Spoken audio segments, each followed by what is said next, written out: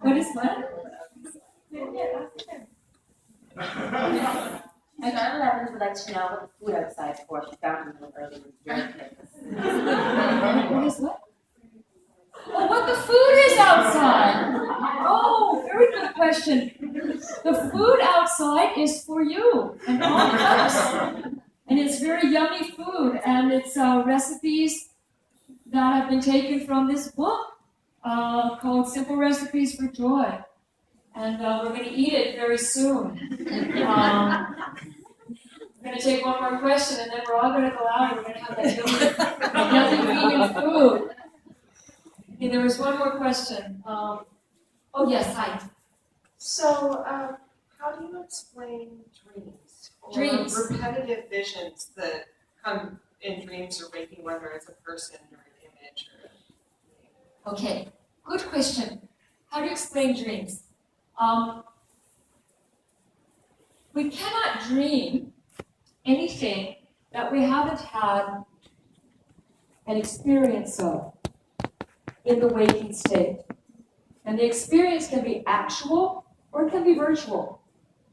Like a virtual experience would be seeing a film, a movie, or reading a book, or someone telling you a story, and the imagery is so clear that it becomes part of your vocabulary. The brain doesn't know the difference between an actual experience and a virtual experience. It will still record that experience as reality. And it doesn't mean that in the waking state we understand and comprehend everything that we experience. And so when we dream at night, that's our subconscious attempt to make sense, to organize the experiences that we've had, and to bring us to a place of equanimity with everything that we've had the experience of, calmness.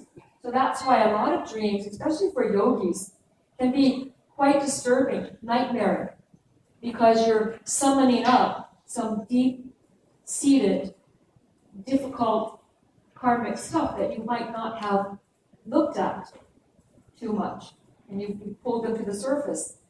And so they appear in disturbing imagery during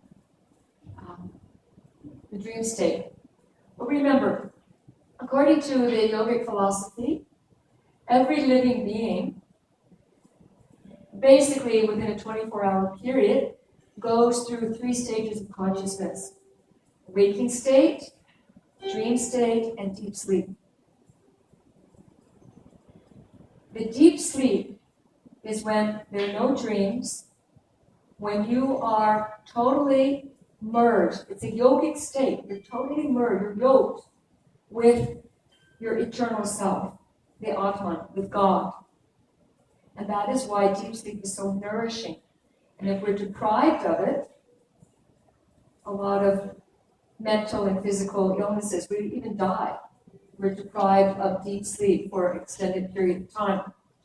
So the reason that we don't remain in that deep sleep, though, which feels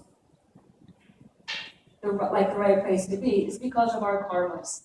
Our karmas draw us out of that situation, just like when we meditate. Why do you stop meditating? Because you think you have something to do. And that's natural. And those are your karmas, your unresolved karmas, pulling you out of the deep meditative state. And that's what happens when we go to sleep at night. And so as we come out of that deep sleep, we will start dreaming again. We'll go back into a dream state. And then we'll move into a waking state. And the whole thing will start all over again. Well, the yogis have figured out that that's for normal people. It doesn't, not just human beings, but all beings go through that kind of cycle. But the yogis have figured out that there's actually a 4th state called Turiya. Turiya is a Sanskrit word, it means the 4th. And that state is described as like deep sleep, but you're completely awake and conscious and aware.